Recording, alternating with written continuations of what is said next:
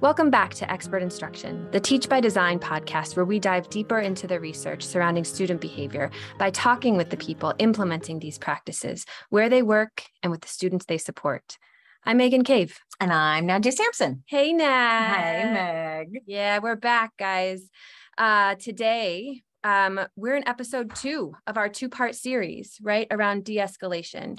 So last time we talked to Dr. Kathleen Strickland-Cohen and her colleague Alex Newsom. Yes. And the two of them are co-authors on a brief that the Center on PBIS just put out around de-escalation strategies. And so when we talked with them about those prevention strategies, the foundational supports that you can put into place school-wide to hopefully restore some calm to your classrooms before anything escalates in the first place. So today, we're lucky enough to talk to 2 more of the authors on that brief, Brian Meyer and Amy Flamini from Midwest PBIS. We think that you are going to find the strategies that Brian and Amy and Kathleen talked to us about in this session were phenomenal. We think you're going to find them incredibly practical. Yes. And Brian hit us in particular with several practical strategies, yes. One of which I'll call the 3 tries. Yeah, right. And it's really about a decision rule that helps us as educators figure out when is a student escalated to a point where teaching and learning are really not an option and we need to actually go to a different approach. Right. And then Amy was always right there backing him up and reminding us about our adult behaviors and the things that we do that might accidentally contribute to those behaviors escalating in the first place. And she was always there to encourage us to find ways to implement these practices school-wide and have a systematic approach to de-escalation in the building. So I don't know, guys. I know that sometimes you listen to us on a run, maybe while you're cleaning the house, and I think that's great. And you can do that this time. I also think that you're really going to want to pull up a chair, grab a notepad, something to write with, and you're really going to want to sit down and document and write down all of these strategies that they're about to share with you, because there's so much packed into this episode. We think you're really going to find it all useful in your classroom. You're going to want to get comfy. Okay, Brian, Amy, Kathleen, we're so happy that you guys could join us today. Thanks for taking the time. Thanks for having us. Yeah, glad to be here. Yeah, cool. So this is the second part of our series around de-escalation. We were talking with Kathleen and Alex last episode about some of those prevention strategies, the things that you want to put in place to teach all of your students as a way to as just part of this overall cycle of de-escalation. So today, though, we're going to start to talk a little bit more around what happens when behaviors start to escalate. They start to get a little bit more agitated and a little more intense. And what are the ways that we can intervene at different places along that cycle? So I guess we wanted to just start with, how does behavior escalate in the first place? Like, what happens?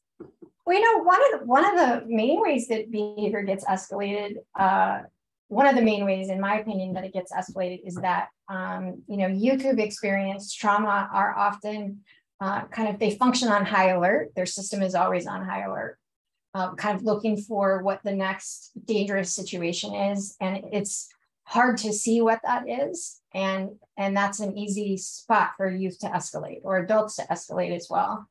And then I would also throw in, so I think that's super hard to determine for people when you can't see it. And I would also say that,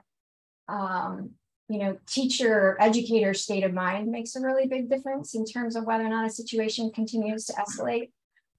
Or I think that how the teacher's mood, or a teacher's kind of ability to self-reflect on their own emotions makes a really big difference.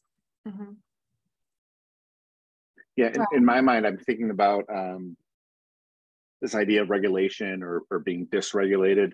And I think that as adults in those situations, we think about, does the student have capacity at this moment to stop the behavior if we want them to stop it, or to start the behavior I'm looking for. And I think we'll get into that in a little bit here, maybe some additional questions. But I just like to think about it in terms of some of those core basic functions we think about. Are they looking for peer attention? Mm-hmm. Is there a need that they're trying to get met? Are they trying to escape the situation? Whether it's, because of pressure or anxiety. And so I've seen all of those. And if we just think about it in terms of function, I think then that also helps us decide what are the appropriate teaching practices that can be the most effective in that situation. Definitely. Can you define dysregulation for us? Amy? No one can see Brian pointing at me right now. So I think I don't have a formal definition in That's project. Okay. Yeah, just we're very informal around here. When you are not in control of your emotions, when you are, I think when you're not in control of your emotions, basically. Yeah. Mm-hmm. Yeah. Okay.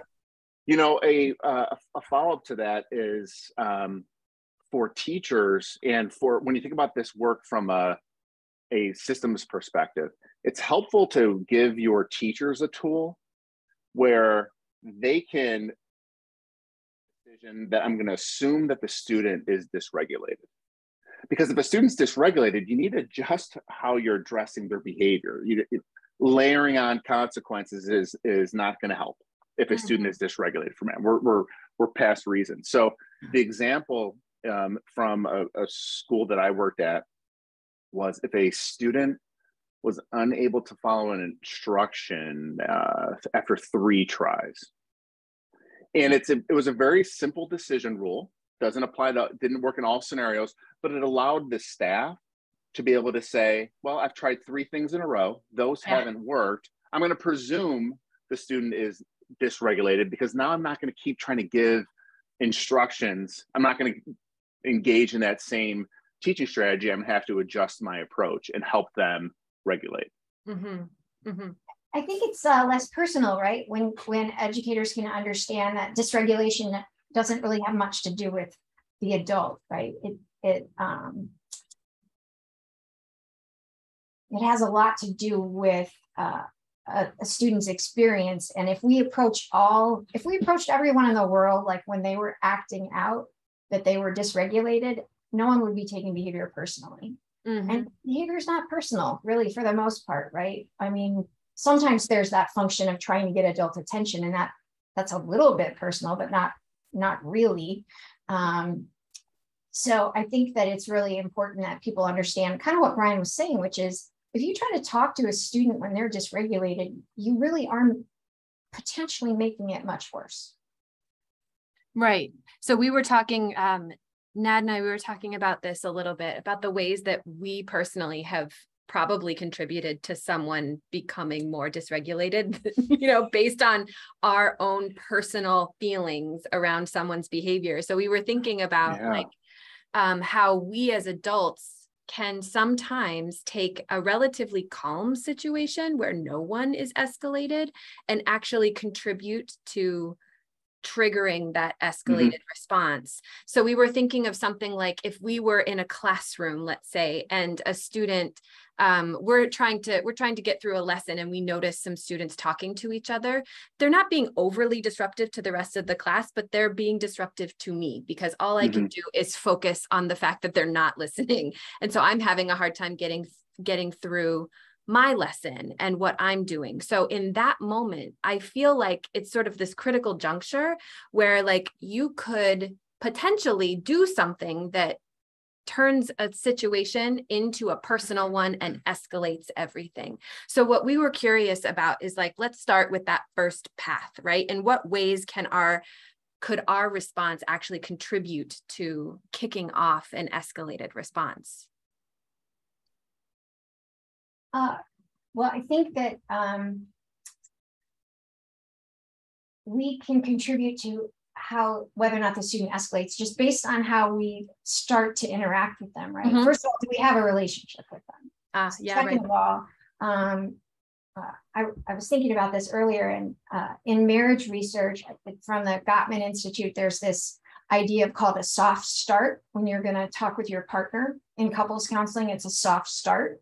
And I was thinking about it this way today, that, you know, as an adult, are we doing a soft start with a student, like walking over and saying, hey, you know, is there something I can do to help out? Or, you know, like interacting with them like it's not personal. Yeah.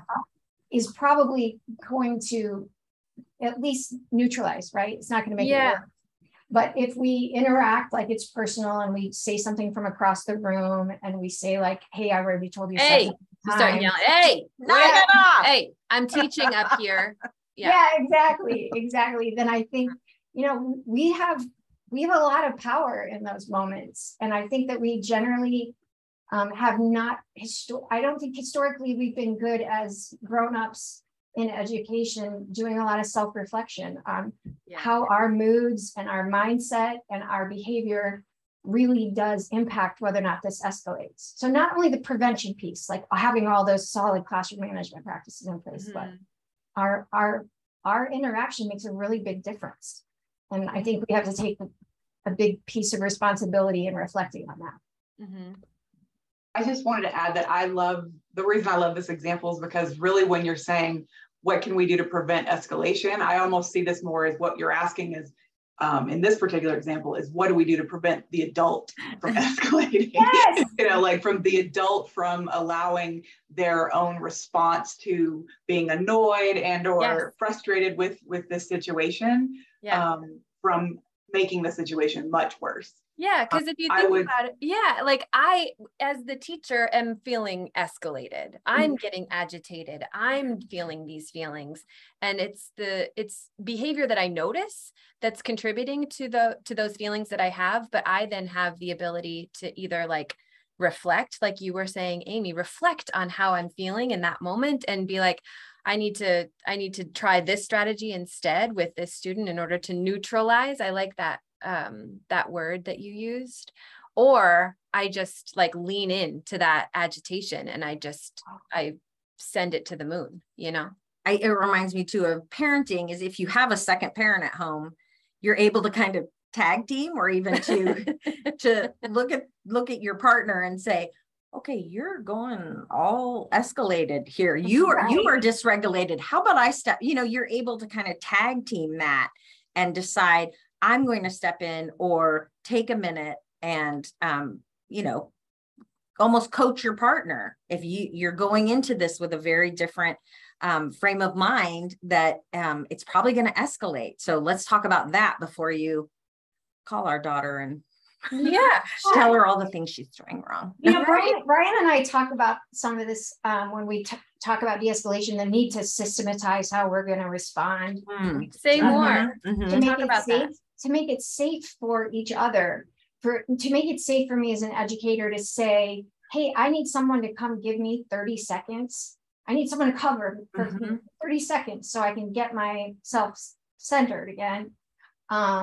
Or in one, you know, in the alternative school I worked, we were a pretty close-knit group, and it was a safe place. And we were able to say, we had a code, which was, hey, you have a phone call in the office, which was code for, you are about to lose your mind. You gotta go out of it. And it was really helpful, but it has to feel safe, and it had to be systematized. It couldn't just be some people doing that. Yes. I've worked in some schools where there's a buddy classroom, and it's actually, if the teacher can't remove themselves, is there a way for a student to, the unfortunate part, it is a little bit exclusionary, but have them go and continue their work somewhere else just briefly until, you know, you can begin to regulate yourself as the adult. So it's a hard intersection, right? Because I've really seen that abused, and I've seen African American boys really over-identified and how much instruction is being missed. And agreed. And it's hard to say out loud, but we're paid to be regulated. True. Not only are we paid to be regulated, but we're also paid to like recognize that we're all human, and this feels personal. So I think it's self-reflection and self-compassion. I think it's both. For us as adults. Good. Brian, what are you thinking? I like listening to you talk, Amy. That's what I'm thinking. I agree with everything you're saying. I think if we're gonna trying to simplify this for educators. If we can simplify it for the teacher in the classroom, then it makes it easier for their teams, their tier 1 climate and culture teams, to come up with a plan that we're all going to use. And so the things that I'm hearing here are, how do we, if we see a behavior escalating, how do we not turn that into what traditional people think of as like a power struggle between an adult and a student? And one of the ways that I've been trained to notice that in the past is, you're asking a student for a response or to do something, to start something or stop something, and their response is a different subject. So you're saying, hey, I'd like you to get started reading on, chapter 4, and their response is, did you just see what Mike threw on the other side of the room? And that it's called content. They're changing the content of the conversation, but you're focused. And so then if you kind of buy into that as the adult, and you all of a sudden you start shifting gears, and then this next response is, how come you don't like me, Mr. Meyer? Yeah. Or the next response is, you didn't treat Jacob that way yesterday when he wasn't. Because you start to get into these, what we always refer to as content, these content areas. So one of the ways to help address that from the very beginning as the adult is, when you're addressing a behavior, a need, a skill, something like that, you stay on that subject and honor, you know that the student in that case might change the subject and try to pull you in different ways. And that's where you start to take things personal, and you can just keep staying focused on the subject. Let's talk about chapter 4. So what I'm looking for right now is start reading the first paragraph. I'll come back and check on in a minute. Let's see how that's going. And then no matter where they go from there, you're going to stay on the topic of, let's get started on chapter 4. So that's, that's that idea. And that's what Amy was talking about, trying to create those adult routines. Yes. It's knowing that if we can all practice that skill as an adult, calmly staying on the subject that you were teaching to, don't get pulled into the, what abouts and who's not treating me fairly and what about yesterday. It actually helps the adult stay regulated, because it gives you a tool by which you can just kind of keep your mind focused. That's kind of the example that comes to mind for me. And I like this example that you were just saying in terms of, students are getting off task, they're talking to one another while you're giving the lesson, because it also provides the opportunity to think about this. And we mentioned this last time too, in this idea of a behavioral error. So one of the things that we can also do is just assume that they kind of got lost in their own conversation. This isn't pointed, this isn't, I'm gonna, make the teacher mad or see how I can quote unquote manipulate her behavior or his behavior in this case. It's just, they're talking, right? Yeah. And that's what kids do. And we all do that at times, right? So this happened in my class at the university level just last week. And I do something very simple, which I'm sure you've probably heard others do, but if you can hear my voice, please raise your hand. Yeah. And, when everyone around you raises your hand, or their hand rather, it's kind of like people sit up and, oh yeah, we're supposed to be doing this right now. So again, it's just that behavioral error. It's, it's not necessarily that something that we need to take personally, but I love what you said, Brian, about if I have a strategy, because I the same exact thing. Like when I hear these other people in my classroom having a conversation, I start to feel that respondent reaction. My face is getting a little red, Yeah. So instead of me going down that path, I just say, hey, you can hear my voice, raise your hand. I was listening to the presentation, Brian, that you and Amy, the two of you gave at APBS. And that was one of the big takeaways that I had from that presentation that you gave, is that some of these responses have to be practiced ahead of time, that they won't be a natural response unless you practice them when you are calm and you are regulated, and everything is fine for you. You kind of have to do your own little role play or something in your mind about how it goes, so that when you're confronted with that situation, you immediately know what to do. So all of these strategies are super great. I like that you're talking about some, like Kathleen was describing personal strategies, and then you also were talking about kind of systematizing, or those, that we all agree. What are we all going to do in certain situations to help this process go better and to stay regulated ourselves? I like that there's both those strategies. Amy, did you have something more? I was just going to say, if we all agree in our classroom or in our building that we're going to use X, Y, and Z as regulating strategies, and we practice them all the time, then and we practice what we preach, meaning we're also practicing them as adults. That's also another time when an adult could say, let's all just stop for 2 minutes and practice our whatever strategy it is. And then we're going to come back to this conversation. And it would, it would take 2 minutes or less, but it would get everybody back on track. It would honor what Kathleen was saying, which is it could just be like I got caught up in my conversation with my junior high friend, right? Yeah.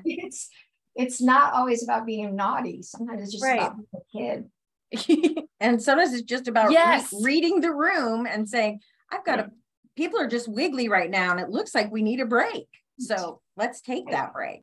In order for an educator to make their best decision, right, to use the best tool in their toolbox, they're going to have to be settled down up in their head in order to make the best decision about which tool to use, right? So I like how Brian says that, just have some that are automatic that you just rely on all the time. And I think that we need to give teachers credit also for the fact that they have great instincts and they want what's best for kids. And I think that sometimes we just need to remember that if we're in a good space as adults, we're more likely to make a good decision. We're more likely to rely on something that's helpful as opposed to escalating the situation.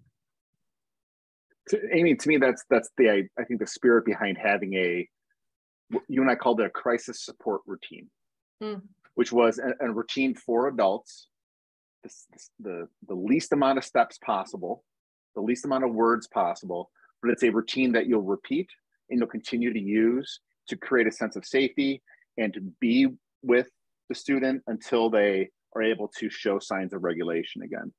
And in my mind, because we've talked about this a lot, Amy, I think having a routine like that for the adult, practicing the routine and using the routine is its own method of keeping the adult calm. I know what's going to happen if this behavior escalates. I know what I'll be doing during that time because I've practiced it. And that is a way to maintain our own pulse and to keep track of our anxiety. It's the unknown, I think, that is what really throws educators. You're not sure how serious the situation is going to get, or I haven't seen this before. And that's what can really be challenging. Can you help me? Like, what's an example of that? Like the things that you would say in the crisis support. What'd you call it? Say it again. Crisis. We called it a crisis support routine. Well, that was our 5th or 10th. And so what would be, so that's after the 3, or that's part of the 3 kind of. So that to me, that's after. So you're using your response strategies that the school has installed among its teachers. This is what we do when there's inappropriate behavior. I've tried the X amount. And now I'm going to be using a routine that we will use when a student is dysregulated. And we had some rules in my school. You could not provide any consequences during that phase.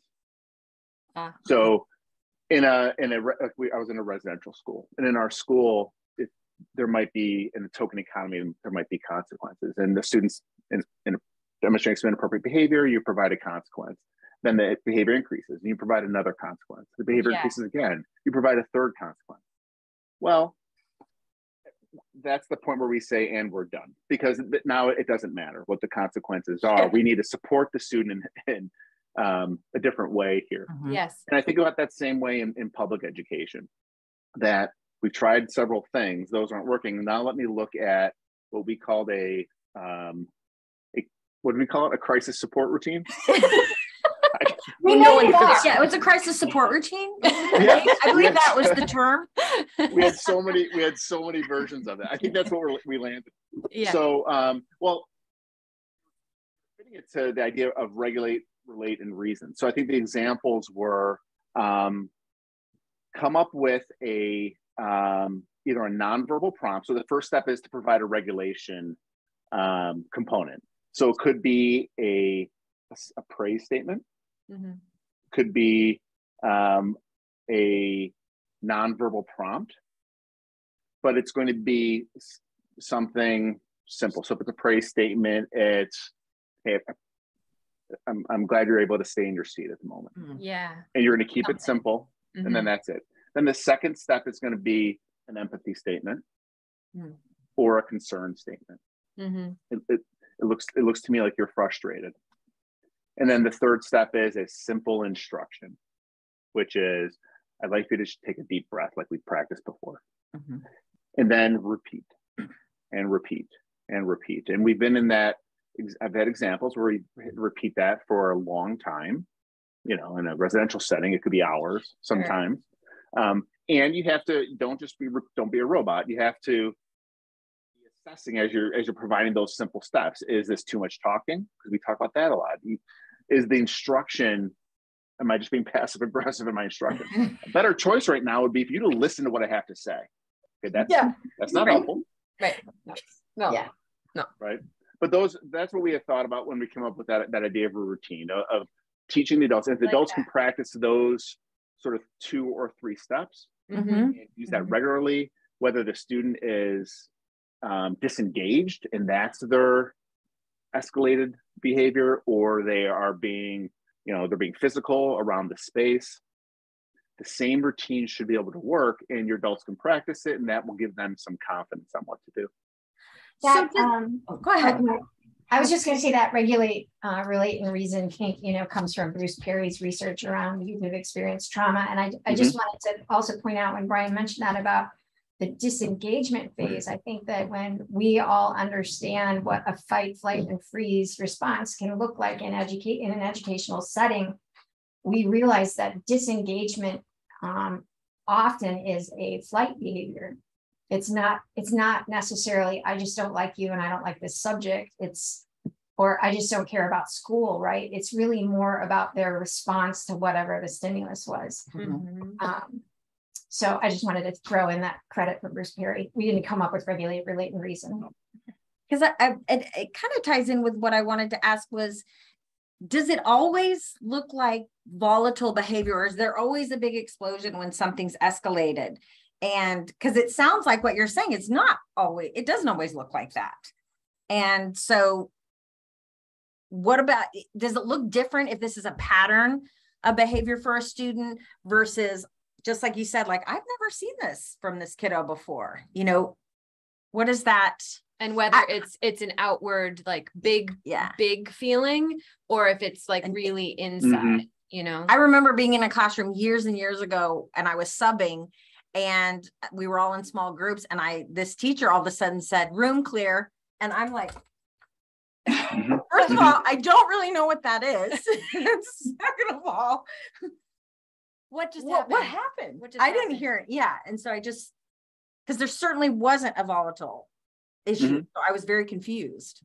Yeah. And there's certainly different avenues, right? There's certainly different strategies we're going to take or use depending on whether or not you've got a student that's just shutting down versus a student that is engaging in dangerous or potentially harmful behavior. And when you were talking about crisis a moment ago, one of the things I just wanted to interject is going back to what Brian was saying about dysregulation.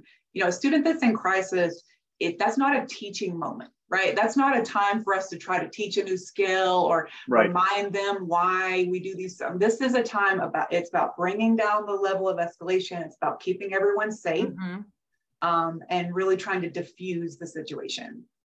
But I also like what you were saying, Brian, about having that rule of 3, because regardless of if it's a big externalizing challenge or if it's just a student who's shut down, if you're saying, okay, I've presented 3 different, opportunities for the student to respond, or 3 different corrective kind of actions, and they're not responding, that's just my cue. That's when I'm going to assume that I need to go to this place where this isn't a teaching moment. This is about shifting gears. This is about helping the student regulate it. Yeah. Go ahead, Brian. It helps. It kind of protects the adult from themselves too, because our natural response is to keep upping and to be getting frustrated.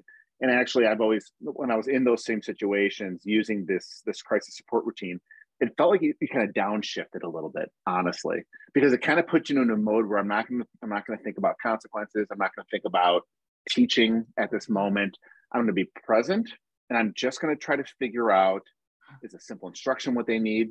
Is it an empathy statement, or is it silence? And I'm just going to cycle through those, trying to pay attention to the physiological response of the student, make sure we're safe. And that's the only thing I'm going to use during this time. And it means it's a little bit of a waiting game at that point. But it prevents damage from being done. It prevents me from becoming dysregulated as an adult. You don't say things like you're going to miss free time after lunch for the rest of the week if you don't X, Y, or Z, which adults tend to do. Definitely. And do you think it also prevents that damage from the relationship as well? Yeah. Like, yeah. Makes it less personal. Yeah. That's Kathleen, that's exactly what I was going to say. All that has to be built on the foundation of a relationship. You know, all of this work, I think, has to be built on the foundation of a relationship with the student. Students know when we kind of don't like them, right? Or, I mean, that happens, right? We're human, you know? I mean, but sometimes it comes out sideways. And I think we have to be aware of that. Yeah. And really work hard on the relationship piece. And sometimes I think we just get overwhelmed in our systems and we overlook the importance of that.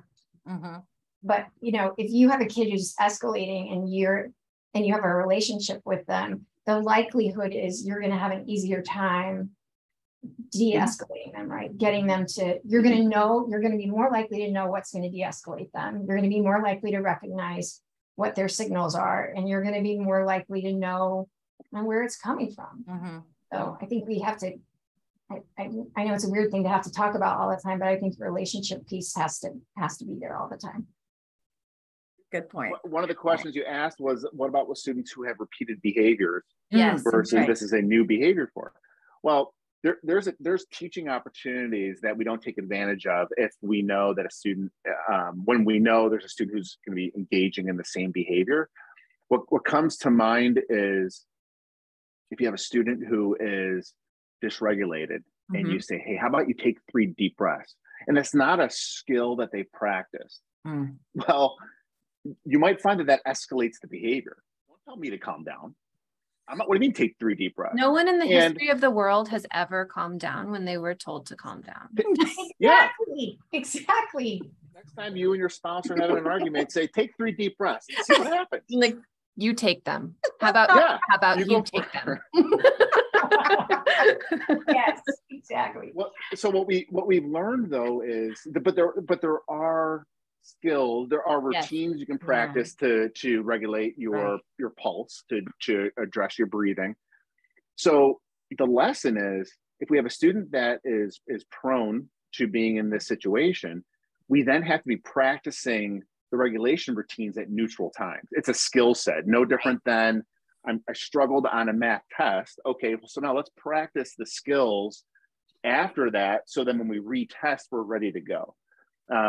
So if it is a 3 deep breath or a square breathing, or grab the ground with your toes and hold that for 3 seconds. That's a thing, Amy. Don't give me that. That's not a thing, Brian. You've made me do that. I'm pretty sure you made me. I did not say grab the ground with your toes. I think that's from the movie Die Hard. Die Hard. Well done, Brian. We were in a trust circle. She made me reveal my feelings. I believe you. I believe you. Grabbed the ground with my toes. I wish people could see my face right now. Anyway, I think that first off, that could be an amazing routine. And let's say it is. Yeah. Practice it then at neutral time. So 3 times today, we're going to practice it. We're going to practice it tomorrow. It makes it more likely than when you are prompting it at the beginning of that escalated behavior, that it actually might be able to be used. And that's the piece that I think we also forget to do, a lot of educators. I was thinking, I'm not sure how this fits, so maybe you'll cut it out. But I was thinking that, sometimes when a student is misbehaving, and we think the function of their behavior is to get our attention, sometimes I think our response is to make sure we don't give them any attention, right? Like, so. To ignore it if it's happening. Right. Like to do, well, if you want my attention and you're going to act out to get my attention, I'm just going to automatically not give you any attention. And escalate it. Kathleen, I'm sure there are better words for that. But, do you know what I mean by that? Yeah, you're talking about planned ignoring, I think. That's what I'm talking about. I think that but I love that you're bringing that up, because one of the things that I teach my students all the time is there's a difference between ignoring a behavior and ignoring a person. Tell me about that. Tell me more. So you can redirect, you can still acknowledge that, a student is there and present and human without having a conversation about their inappropriate behavior. So if we have time, I'll give a super quick example. I'm thinking about little kid, okay? Little kid that I used to work with, he loved to talk about robots. He loved to talk in a robot voice. And, they're supposed to be working independently. He walks up to me at the front of the class and he says, "Have you found my telecommunicator?" And I say, "Oh, what are you supposed to be doing right now?" And I walk over with him to his desk and I say, "Show me, can you do number 1? And I'll be right back. And I'm going to look and see if you got it right. Okay." Mm-hmm. So I'm actually giving him lots of attention at that point. But we're not addressing the telecommunicator at all. Right? We're not going to talk about that. And I'm getting him right back on track. And then 30 seconds later, lo and behold, I go over, he is in fact working on the first problem. And then I can provide some additional reinforcement and or attention for being on task. And find his telecommunicator, I hope. And you're giving him the attention that he's telling you he needs. You're just doing it in a way that's not reinforcing the bad behavior, right? Or the unwanted behavior, right? So I didn't say, you're not supposed to be saying that right now. We only talk about that during recess. Why are you doing that? This is why you need to be. No, it's just redirect, go right back to what we're supposed to be doing. For me, sometimes with older students or my own kiddo, sometimes it's a reminder to me. I'll just say, "I can see you really need my attention right now. So just, okay, hold on. And I want to give you that attention." And just acknowledging it helps remind me what's going on here? What's the function? Super helpful, as I think, for me to kind of self-regulate and say, "Okay, I know what's happening here. I'm going to actually say it out loud." So, which is such a great example of how I'm not just saying this because Kathleen's on here, but we all need to have function in the back of our head all the time, right? I mean, it always needs to be part of the equation. Even if we're talking about kids who have experienced trauma, we still have to have function as part of the equation. Yeah. I also really want to acknowledge something too that we've spoken about before as we've been talking about this particular topic, is that we have to acknowledge, we would be remiss as people in this podcast episode to not acknowledge the fact that there are some really big behaviors that teachers are having to come across in their classrooms right now. That behavior it's been difficult, I think, for us to really pinpoint if the behaviors are actually more escalated or if us as adults have experienced some things also. And so our patience and ability to respond calmly and from our own regulated place is also contributing to the fact that things are escalating within classrooms. But we need to acknowledge that there are some things that are happening, and it's big things that are happening in classrooms. And so part of me wants to ask, I'm worried about time, but why? So part of me wants to ask, what do you do? You've got this crisis support routine, but what do you do? When students are or the behavior that you're experiencing in that moment is incredibly intense. And then what happens after the fact? How do you even come back from something that has really been a challenge for everyone involved? How do you recover from an experience like that and try and restore any relationship that might have been harmed? I'm glad that you brought up the point about the intensity of behaviors, that's increasing more and more, catches a lot of the headlines, and there's a lot of traumas that take place in schools. I think when we're talking about the crisis support routine, the first step of provide an empathy statement, the second step of maybe provide a simple instruction, that can still be the same steps you use in the face of intense behavior. You seem really angry right now. I'd like for you to put your hands at your sides. Yeah. And if that's a behavior, if the student's engaging in I'm throwing a chair behavior, or if they're just standing and they're clenching their fists and they're shaking because they're mad and they don't know what to do with it. You want to come up with a routine for adults. That's what's, you have to practice that. That's what's going to come to their minds. Now, there's also a whole school safety routine. Yes. Of when do we lock our doors and right. We shouldn't forget about that. Yeah. Yes, and that's as important, especially for super intense situations. But when you're face to face with escalated behavior, an empathy statement and a simple firm instruction, and sometimes it's just a simple firm instruction might be all you have the capacity for, but you need to be very clear as an adult. I want you to do this. I want you to do this, and you're going to stay on that mantra.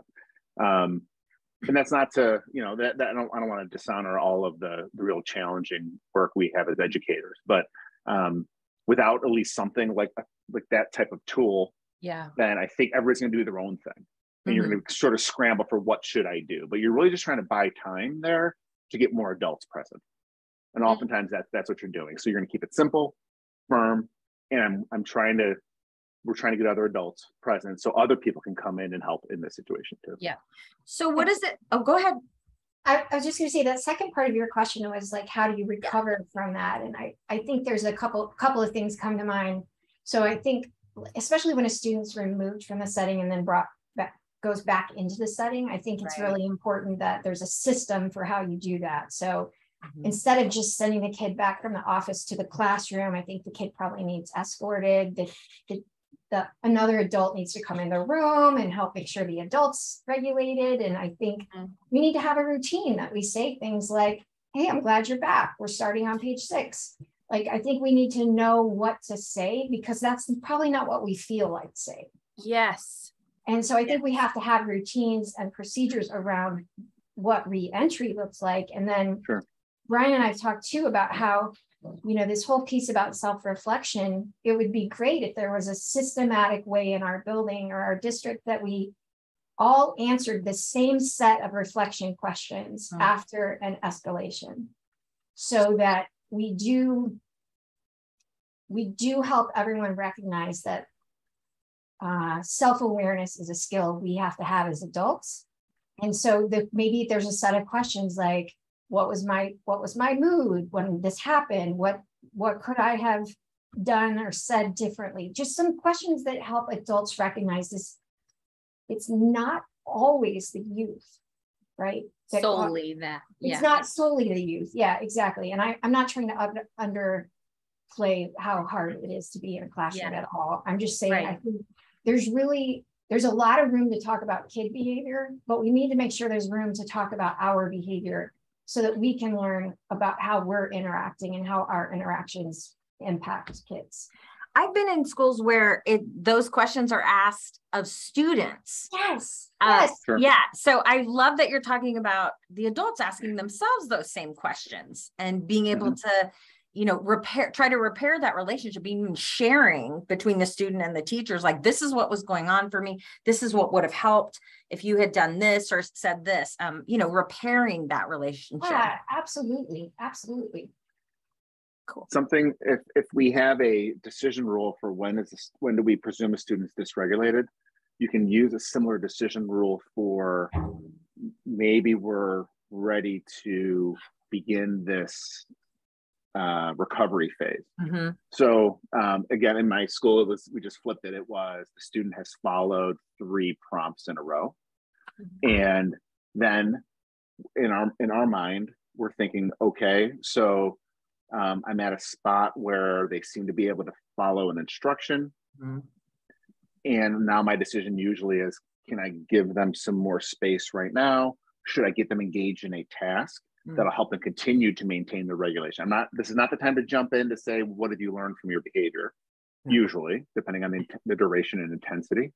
But it gives you that you have to give the adult the information on, I don't want to continue with my crisis support routine. If the student is like, I've got it, I'm back, I'm here, I'm ready to go. Because then it feels like badgering at that point too. Yeah. And we have to be mindful of that as well. So that's one way is you make that decision rule. And then Amy, your point about how do we welcome the student back in the classroom, Like I'm a big fan of the idea of amends, of a student owning their role. And I'm a big fan of adults saying, okay, when if a student, let's say it's an apology that's made, or there is a restorative circle and there is going to be a decision that's made. The adult's job, I always feel like, is to accept the amends. Like be the bigger person, regardless of what it was, and to honor and to say thank you, and I'll meet you back right at start again. That's okay. You know, the thing we want to be mindful of, especially when there's repeated scenarios, is where a student engages in the process of making an apology or something that was age appropriate or contextually appropriate, and the staff don't accept that, and by body language or verbally. And now we're back into a whole different situation. So you can practice that reintegration that Amy just talked about. Mm-hmm. And as a teacher, I want you to say, hey, great to see you. Jump back in. This is where we are academically. And you go about that, and you're going to say, we're going to save the time for the follow-up conversation until it's really neutral. Yes. Yeah. I like that.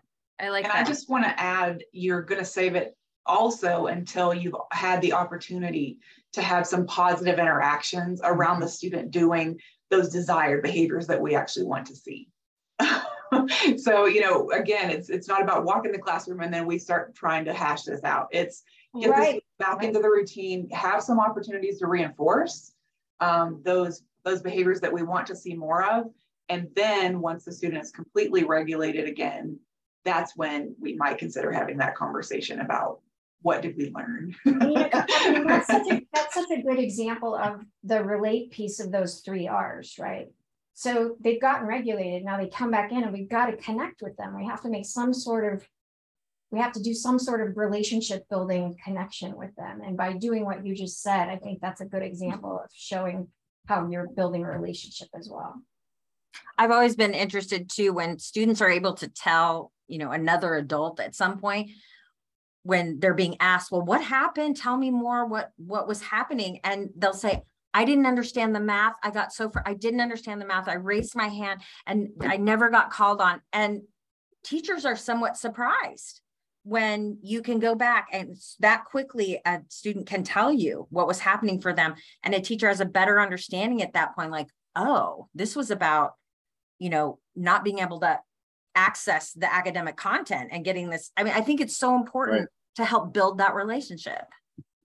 All of these strategies that you guys have shared are super helpful. And I think too that they give me anyway, and hopefully they give the people that are listening some ideas of what they can practice, some of the language that they can use, and the things that they can practice in those neutral times, like you were saying, so that when things go sideways on them, they actually have some language that they can bring to the surface and use as a way to de-escalate things rather than engage in that process of the back and forth. And like Kathleen said, like picking up the rope, you know, that if there's a power struggle that you have the choice to just not pick it up. And that all of the strategies that you guys have shared are really excellent examples of ways that you don't have to pick it up and you can actually help to diminish that struggle in the first place. So thanks so much for sharing all of the things that you know so much about. Can I just put in a plug here, because Brian and Amy did such a great job of helping us write the de-escalation brief. Yes, do it. And so I just want to throw in that if you read the new brief that we have about strategies for de-escalating student behavior in the classroom, you will actually see some examples of the types of routines that Brian and Amy were discussing. So it might be helpful to have that language that you actually can see what you might say specifically. That's awesome. Thanks so much for that. Excellent. Yeah. All right, guys. We'll talk to you soon. Thank you guys for hosting us. Bye, everybody. Bye.